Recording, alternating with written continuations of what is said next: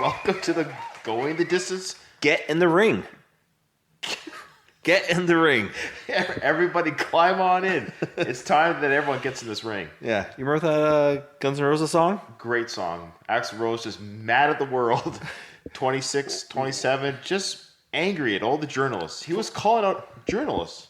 Yeah, just to be clear. Yeah, interesting. It was old, like Hip Parader, Krang, Bob Gaucho Jr. at Spin. So for those who don't know, Axl Rose is a singer for the band Guns N' Roses. True. And part-time fill-in for AC/DC. Yes, he has quite the electric career. In his 20s, he was angry. Just angry. He's forever the victim. Yes. He seems much happier on stage now at the tender age of 54, but in his 20s, just an in angry... 1990, when he wrote the Use Your Illusion albums, there was a song called Get in the Ring. During that song, he called out and dropped for millions of people to listen to. Yes. He basically angry tweeted. And this was like an early calling out the names and all these people say. Of course, we couldn't comment or like this tweet. No. But we got to sing along, and I remember kind of joining the hatred of these people, saying, yeah, who are these people telling lies and printing controversies? You want to antagonize me? Antagonize me. Get in the ring. Yes, those are the edited versions. Oh, we should play a little clip of that. That goes for all you punks in the press that want to start about printing lies instead of the things we said. That means you, Andy, says you're a hit parader, Circus Magazine, Mick Wall, and Kerrang. So speaking of journalists. Yes. We have a Pulitzer Prize winning journalist. And we're going to ask how to properly pronounce the name. But right now... And also how to properly pronounce Pulitzer. I'm sure I say it wrong. I always want to say Pulitzer Surprise. Maybe it is a surprise to win this Pulitzer. Wow, I got a surprise Pulitzer. Yeah, there's no reason why Michael Vitez or Michael Vitez. We actually don't know his name. Oh, I think we're getting a phone call. Oh, we're getting a phone call. All right, well, stand by, folks. Hey, Michael. This is Ruben and Ryan. Hello, Ruben and Ryan. Do we call you Mr. You just call me Mike. How's that? Okay. That's really easy. Yeah, we can do that, Mike. Hey, Mike, I apologize. We're just a couple ham and eggers. We had two interviews today for the Rocky podcast. Both East. One, we got the time zones all mixed up, and so we called the wrong person first. And then when we're talking to her, we're like, "Oh, we made a mistake. We gotta call Michael." And so anyway, so here we are. Either one. Oh, so it's okay. So in other words, you would call someone else at 5 o'clock and got all messed up, and then did you cut that short, or did you just finish up? No, they were very gracious. We just started, and we just said, "Hey, can we call you back when we were supposed to?" Yeah, it was Robin Nichols. She's the daughter of the sculpture for the Rocky statue. All right. Yeah. So where are you guys? We are in Victoria, BC. Actually, in this moment. All right. I have actually been there. Oh, really? I've been there. It's a little island. Am I correct? And it's beautiful, and it looks. And you're just off the mainland, right? Am I right? That's true. Yeah. I was there for a story. Why was I there? When I was with the Inquirer, I went there for a story. I got to look it up. But it was a beautiful little place. I thought it was really fabulous. We're very fortunate to live here. We were born and raised here. We're one of the few that can say that at our age. Did I take a ferry to get there? I can't remember how I got there. Yeah, it would be a ferry or a plane or a helicopter. Right. Or a long swim. Yeah. All right. I think I went from Vancouver. Does that sound right? Yeah. How many years ago was that? I would say the late 90s. Okay. You should have said hi. We should have said hi. I probably met you. You were probably there. It's not that small. Well, we're really excited to talk to you, Mike. And as Great. We're a Rocky podcast, and we talk and deal with all things Rocky. We're just constantly amazed about how much this movie has affected a variety of people in a variety of ways, and you're one of those people. I am. We can get it. Can I ask you questions during the podcast about you guys and your interest in Rocky too, or is this all? No, we're a closed book. We don't want to talk about ourselves. Good. Well, I can ask you questions while we're going. And how long do you think is your podcast? How long are we talking? It's usually about 30 minutes. Perfect. That works out great. One of the things I've found fascinating since starting the podcast is that we get the analytics of who listens to the podcast. So I should say who, but where they are.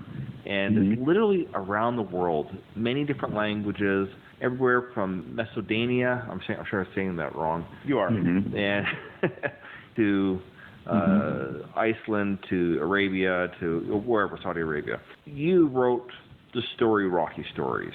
Or I did. Maybe more accurately, you reported people's I did both. Okay. I did both. So why don't we, before we get to the book, I'm actually just kind of curious, as everyone that listens, what, if anything, did Rocky mean to you? So I guess, why did you even do this? And was it just work, or was it a bit of a passion project, or a bit of both? Now, I'm going to start out by saying I get excited and I can run on, so interrupt me at any time. You know, it's your show. So I've been a journalist all my life. I've been a writer. I'm barely a storyteller masquerading as a journalist. And I was at the Philadelphia Inquirer for 30 years. I, in fact, just left. So I'm not a native of Philadelphia. I grew up in Virginia, and I remember watching Rocky when it came out, and I remember loving the movie. But when I moved to Philadelphia in 1985, first thing you notice is people come every day to the Art Museum steps and run up the steps and celebrate like Rocky. Most people in Philadelphia don't really pay attention to it. It's like part of the woodwork. It's just so common and so normal that they take it for granted. Just they think, it's what tourists do, it's what people do. And I love to tell stories. I love humanity. I have a curiosity. And so I would often go over there. The Art Museum is in a beautiful area. I don't know if you guys have ever been here. I've been there once. Yourself. I took my wife there on our honeymoon. All right. Yeah. All right. There's, it's along the river there, and there's a river drive on each side behind it. And there's a 9-mile loop, actually, if you want to go do the whole way around. You can ride down or run down, start at the steps and go down by the boathouses. And it's a big rowing haven, and run or ride 4.5 miles down, and there's a bridge over the river. It's really easy to ride or walk over and then come down the other side and then start or finish at the steps. So when I'm working at the newspaper all these years, I would often go for a run at lunchtime and run right by the steps and go down along the river, or I would ride my bike and do the whole loop. I always was struck by people doing this. And what really struck me was they were always so happy at the top. They would run and they would just go, Adrian! They'd just be so happy, and they would Rocky. And I was out with my wife one day on a Saturday. We were out for a bike ride. It was a hot summer day. We had just finished the ride at the steps, and there were these two young guys. It was a hot July day. One guy was really fat, and one guy was really skinny. And they were young, and they had their shirts off, and they ran. We pulled up as they ran up the steps side by side. And they get to the top, and then they yell, "Yo, Adrian!" and they Rocky, and they dance and they jump, and then they hug. And they're just euphoric, and they come right back down to the bottom of the steps, and they turn around and they do the same thing again, right up again, and dance at the top. And I said to my wife, I got to go talk to these guys. And she goes, I know. And so they were from Finland, and this was they'd been saving, and they were 24, and this was their big trip to America, and had been to New York, and they're on their way to Vegas, and the only reason they came to Philadelphia was to run the Rocky steps because they loved the movie Rocky. And this was a day they were never going to forget. And Tom Graylish, the photographer who did this book with me, he's a fabulous photographer. He won a Pulitzer for his photography himself. He and I had often talked about doing a book together. And I said to him, we should hang out for a year at the steps and just tell the stories of the people who come. We did. We started on New Year's Day. And so we didn't know what we'd find or what it would be or how it would work or anything. We just knew in our gut that we would find fabulous stories there. So it was a great journey for us, and we just hung out. We can go on from there. But that's sort of how it came about. I'm a feature writer, human interest writer. I tell stories. Would you say your love of Rocky increased after hearing these stories? Like, did you become even maybe more of a fan than you? Totally. Okay, people in Philadelphia, I have so many things I want to say. In Philadelphia, he's sort of like he's not like a fictional character. He's like a real character. But I guess I would say that what I love most about Rocky is I love the impact that the story, the character, the movie has had on people, the good it's done, the joy it's brought people, look at all the joy it brought me. So I love the movie as a great story, but what I really love about Rocky is just the impact, the power a story can have, and for good. And there's just a lot of aspects to it I love, and I love Americana, and it's certainly that. Just so many Rocky-related wonderful stories, in the book. Just the things, the people, who they are, and what they've done, and what Rocky inspired them to do, what the story meant to them. It's just really wonderful stuff. You being a storyteller and enjoying the story of Rocky, what's your kind of how is it? Where's my words, Ryan? I don't know where they are, Ruben. Okay, I'll look for them again. Why do you think it's such a great story? Like, you're a storyteller, obviously Stallone is. Why does it resonate so well? Well, I'll tell you what I think. Why I think people come and run. If that's a better question. Why has it inspired people to come and run? I think that it's the power of it is he was a loser. He's down and out. He's going nowhere. You know all this. You know the story. Yeah. And it's a journey. And he goes. Well, I'm gonna back up and say two things. I don't want. Where'd my words go, Ruben, or where are they go? I lost mine too. Ryan, where'd they go? I don't know. Let me back up.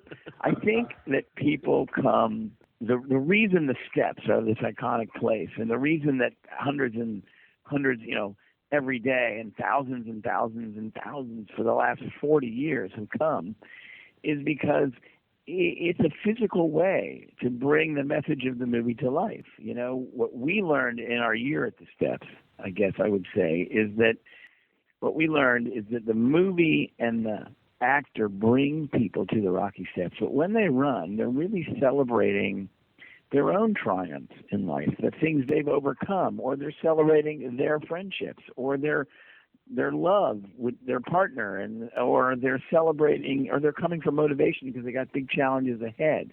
But running those steps is a very physical way to bring that message of the movie to life. And so it's their own stories they're really celebrating when they run. And that's what we learned there, and that is really cool and really interesting. I think the reason the movie was so powerful and the story was so successful, it's a transformational story. He runs those steps, and that's the defining moment of the movie. That's the lasting moment, where he runs and celebrates at the top. Yeah. Before he ever fights Apollo Creed, he's already celebrating victory because he's already achieved what's really important in life. He's regained his self-respect. He's found this wonderful friendship with Mick. He's found this incredible love with Adrian. He's proven to himself that he's not just another bum, really, from the neighborhood. So he's already gained everything that's really important in life. He's also discovered that winning the fight, none of it would have any meaning if he didn't have Adrian and Mick and people to share it with. That's why that scene is so incredible, and it certainly surprised Stallone and the writers and the director, John Avildsen. They had no idea the scene would be so powerful. But that's why that movie is so successful, because he redeems himself. He transforms, and we can all relate. So it really isn't. I mean, it's a boxing movie, but it's almost like, most people think he won. It doesn't even matter that he didn't win the fight, right? Yeah, it's funny that you bring that up. I remember watching the movies as a kid, and of course, as a young kid, I watched Rocky 3 and 4 many times. When I got a little bit older, I went back and watched Rocky 1 and 2, not really knowing, there's other ones, I guess, to watch. And when I saw Rocky 1 for the first time, remembering seeing it for the first time, and seeing that he had lost the fight, it kind of blew me away. I'm like, wait, Rocky can't lose a fight. But now as I gotten older, I realized that it's not a loss. But just the idea that, he won in life. He had everything in his life. And it's not a boxing movie, like I said. It's actually not a boxing movie. And I find a lot of people that haven't seen the movie are dissuaded from the fact they think it's just a fight movie. No, it's a love story. It feels like an old black and white Frank Capra movie now. It's kind of it holds up really well, but it feels like a really old, slow love story. Now, when you started this project, has your path ever crossed with Sylvester Stallone's? Yeah, so you might need 5 hours for this podcast, so we might need to come back. I tell the whole story sometime. At 7 a.m. on January 1, in the middle of the winter, we just went to the steps. And our wives from that moment thought Tom and I were crazy. But there we go. Even the first story with this couple actors from Hollywood, and they were coming to Philadelphia to meet his parents, and they took the red-eye flight. And before they went from the airport to his house to meet his parents, she said, "We're stopping by the Rocky Steps. I want to run for inspiration. I want to have a breakout year." And, we're hanging out at the top, and this car parked at the bottom illegally, and out she comes and leaves him in the dust. And there are already lots of other tourists there at 8 o'clock in the morning running. And, it's this great, incredible, triumphant thing. And when the Rocky moment is over, we introduce ourselves to her and to ask her the story. It's just, you realize, fabulous. And on, the stories one after the other were just so great. And anyway, so I knew early on I needed Stallone. I knew that this is going to be a great book, and I'm going to need to get Stallone. He wrote the movie. Sure. Starred in the movie, and I wanted to know what he remembered about the filming of it, and I wanted to know what he thought of the fact that all these years later, people are still doing this. After about 3 months of collecting great stories, I taught at the University of Pennsylvania feature writing class, and one of the kids was working and had graduated and gone on to work for Variety. And so I called him up, and I said to him, "Ben, how do I get a hold of Sylvester Stallone? You work at Variety." He said, "Well, he's going to have an agent, and he's going to have a publicist. You probably ought to start with a publicist." He looked her up. She works for this agency in L.A. So I actually wrote her. I sent her some of my finished stories that I'd written. I sent her some of Tom's photos. I sent her my resume. I won the Pulitzer Prize. I'm not a crazy person. And I said I wanted to interview Stallone for this book I'm writing. And, I didn't hear back, and I finally called the voicemail. Finally, on my sixth call, I got her. And this is in the springtime. And she says, "Yeah, I got your message. I showed him your letter. He's not interested." And I go, "You read him my letter?" And she goes, "Yeah, I read him your letter. He's not interested." And I was like, crushed. And I said, "But, I'm not going to give up. When I get a book contract, we had no agent, no contract ourselves. We were just two journalists out there working on this book." And I said, "It's such great material. We're going to get a book. And when I get a agent, my agent will talk to his agent, and, they'll make it happen. I just got to stay with it." Worked all year. We get the book. Long story short, sent it back to the publicist. Again, I got nowhere. I sent it to the agent, and it got lost. And I sent it to the agent again. And the agent called me back and said, "This is great stuff, but, we don't really deal with this. He has his own sort of manager, and we'll forward the material to his manager.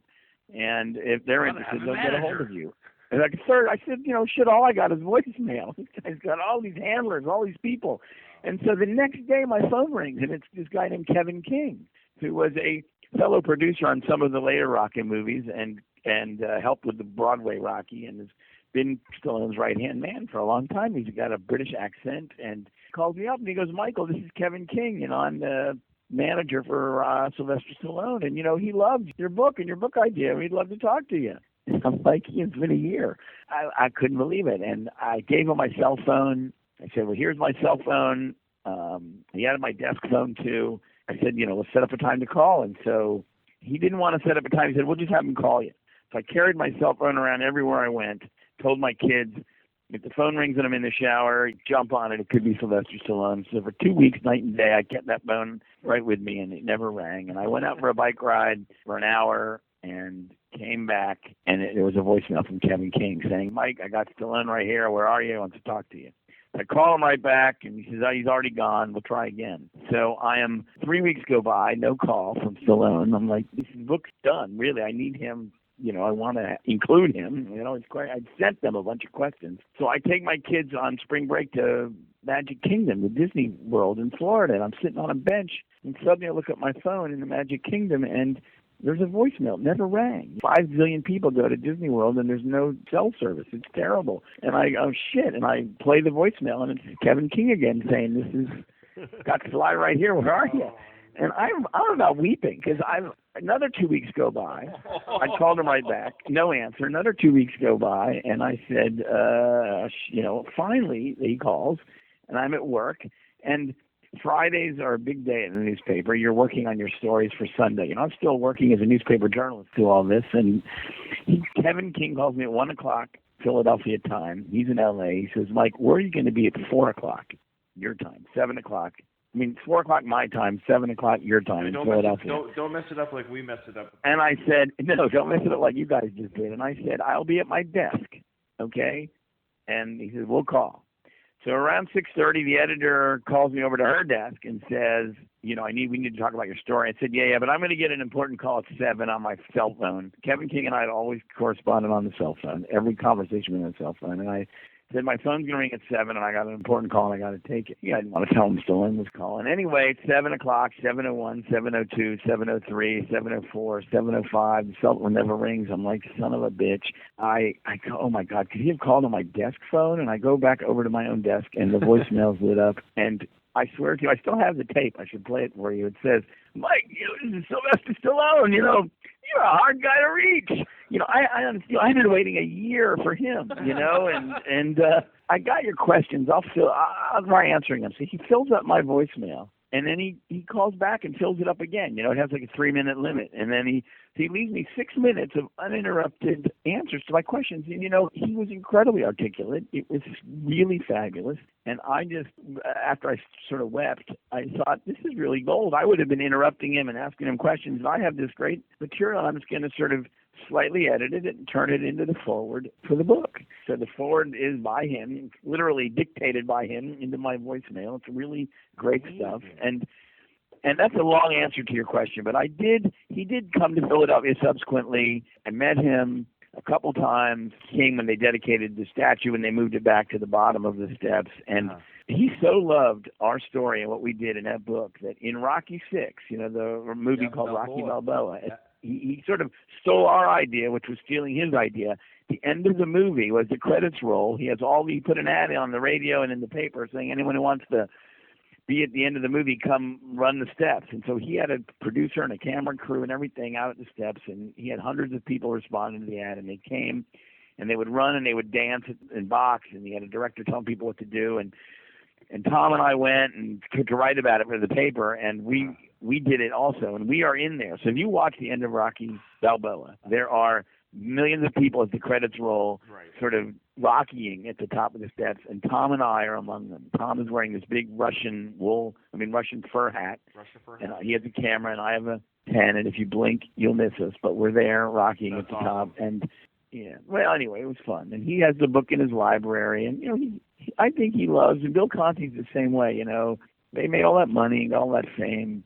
To think that, it's been 40 years now, guys, that you created something that hundreds of people still do every day, and they go and run that movie run those steps because it so inspired them.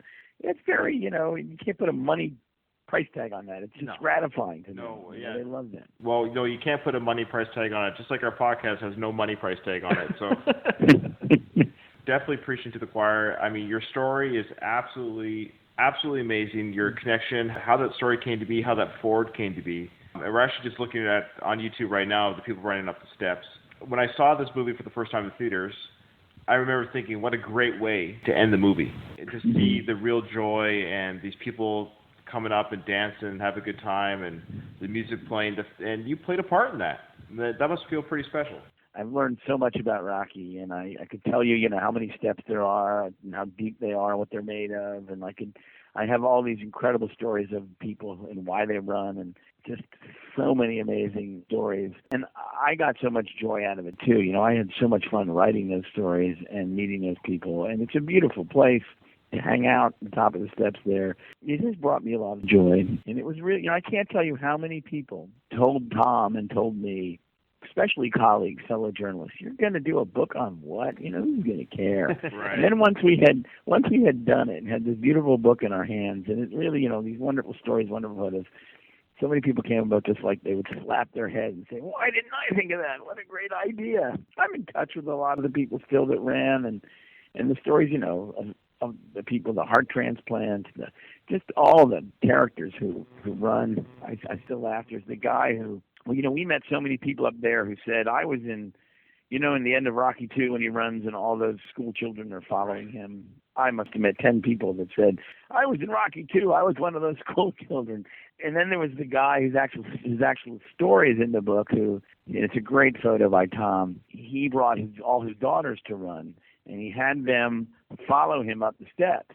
This is a guy who loves Rocky so much he's going to have the Rocky music played at his funeral. He really believes that Rocky's such an important figure and, really represented the underdog and really represented the common man, and just he had a common job, and sort of felt like Rocky was his hero, and he wanted Rocky music played at his funeral, and they'd come to Philadelphia really to make this trip to the Rocky Steps, and he was telling his girls, Tom and I were watching, and he would run up the steps, and the girls would run, he'd say, "You're going to follow me," and his wife would try to film it, and the girls would keep passing him, because they were, 12, 11, 13, 14, long-legged teenage girls, and he called them all over, and he said, girls, listen, nobody passes Rocky. You got to stay behind him. That's awesome. That's the thing. And then there was the one guy, and you talk about the one guy. There was a whole sort of subset of people who, young guys really, who believed that Rocky IV ended the Cold War. There's just a lot of them really believe. And so one guy came with his girlfriend to Philadelphia for a wedding. And he had brought the gray sweatsuit, and he had the music, and he had everything ready to go, and he parked his car, and he just was so overcome with emotion of being there, he couldn't even stop to change. He just bolted out of the car in his street clothes and ran the steps, and his girlfriend is there behind him. And he's sort of a heavy-set guy, and at the top of the steps, he just sort of crumbles on the top step, and he's sitting there, and I said, "Are you okay?" He goes, "Man, I'm just overcome with emotion. I can't believe I'm here. This is the most amazing thing in the world. That movie, changed the world. The movie brought the Berlin Wall down. It ended the Cold War, and it had such an impact on my life. And I can't believe I'm here at the Rocky Steps in Philadelphia." And his girlfriend looks at me and says, "I'm learning a lot about him." And by the time the book came out, that girlfriend was long gone. It was pretty funny, but he was a character. Yeah, when Stallone won the Golden Globe, I was holding my, at the time, 18-month-old son, who his middle name is Stallone. And so I'm holding his name is Grayson Stallone, holding him, and I'm crying. I'm crying watching my childhood hero, and he's been a part of my ethos and my thinking and I totally have loved this man, Sylvester Stallone, and everything that he does since I was a child. When I was a child, he just was like Zeus to me. You know what I mean? Like, I know he's not real in the sense that there's no real power that he possesses other than just playing characters and creating characters, but the emotion and what it does to your way of thinking and how I even quote stuff from the movies in real life conversations as a real part of the conversation, So you guys, your regular listeners, and they may know this, but how did two brothers growing up in Victoria, British Columbia, fall in love with Rocky? I like to think it was probably, this was back in the 80s. We only had one TV with 10 channels. Whatever came on TV, we would watch. And I suspect, I think a large part of it would have to do with Rocky III, because that was when Hulk Hogan was the bad guy in Rocky III. I remember being confused by that. Yeah, we were confused because Hulk Hogan was playing a bad guy, and he was good in wrestling. And, of course, wrestling is real, and I thought it was real for many years. And so to see Hulk Hogan play a bad guy and hurt Rocky was very confusing as a child, but nonetheless entertaining.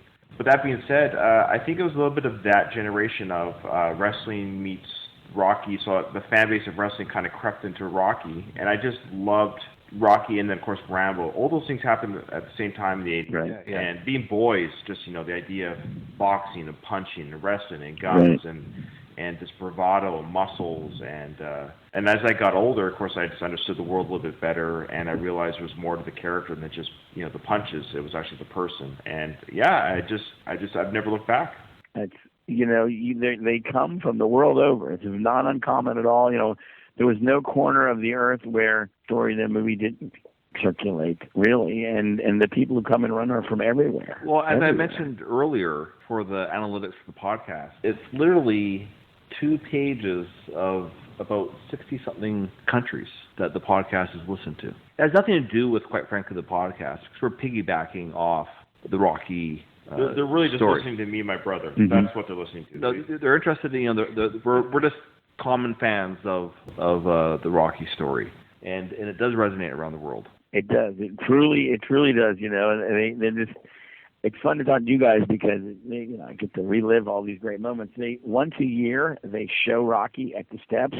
They truck in a big screen at the bottom. It's this time of year, part of the 4th of July festival. they just open it to the public, and they have a big screen, and people come and they would sit on the steps and watch the movie. So I went, the year I spent there doing the book, I went and I hung out there that night and watched the movie with all the crowds, and I just hung around. And the last three guys there, the last three to leave, it was after midnight, were these three young men from Bulgaria who had come, they didn't have much. It was not much money, poor country. They had come to Philadelphia to work as lifeguards in the city pools. We apparently hire lots of Latvians, Lithuanians, kids from all these countries, including, Bulgaria, and they had come and so they were huge Rocky fans, and they just were thrilled at the idea that they could come and watch Rocky at grounds, the center of the Rocky world.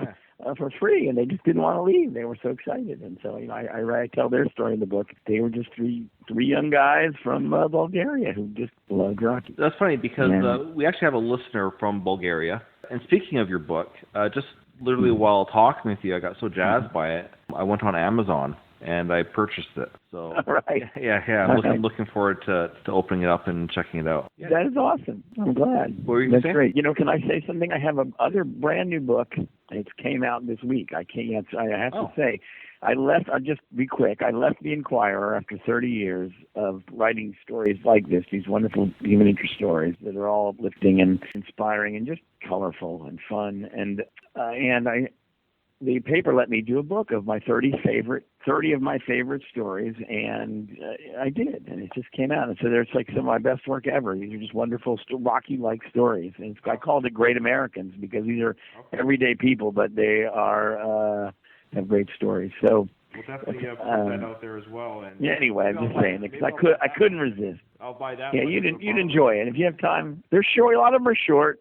Some are longer, but they're good. And I'm great that you purchased Rocky Stories on Amazon. It still sells. It is a sweet. It's a wonderful. It was a success. It was the first book I ever did. It started with just a dream and an idea, and we had no idea what we'd find and if we'd ever do it. And we had setbacks like trying to reach Stallone and lots of others. And when you hold it in your hand and you realize how good it is, and people.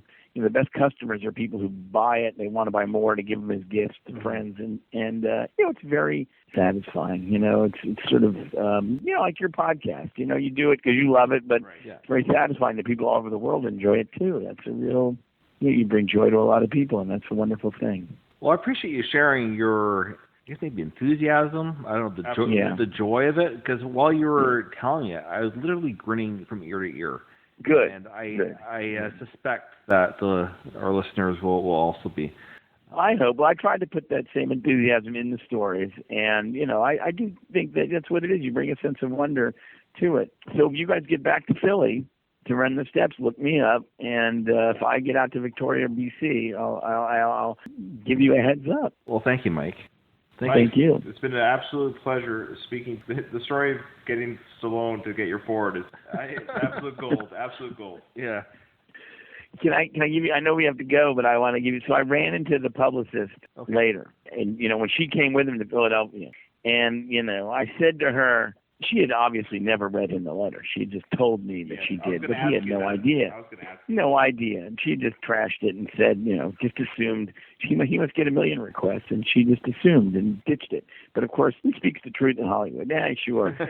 So a year later or two, whatever it was, she's out here, and she said, "Oh, I remember you. I hooked you up completely. I took care of you guys." I'm like, yeah, you did a great job. So in her mind, she had thought that she had made this happen, and I'm like, okay. I had a good thing going. I was in, and I wasn't going to screw it up. So Sure. Yeah, absolutely. But it's pretty funny. Yeah. So I'm sure she probably had no recollection that I sent her the original one because she gets so many booze. Sure. That's funny. All right, guys, I should go. Let you guys go, right? And let your listeners go. It's been a long podcast, but it's been fun to do. It's been very, very good. Mike, thank you so much. Mike, thank you. Thank you, guys. All right. Okay. Cheers. Bye-bye. Bye. Bye.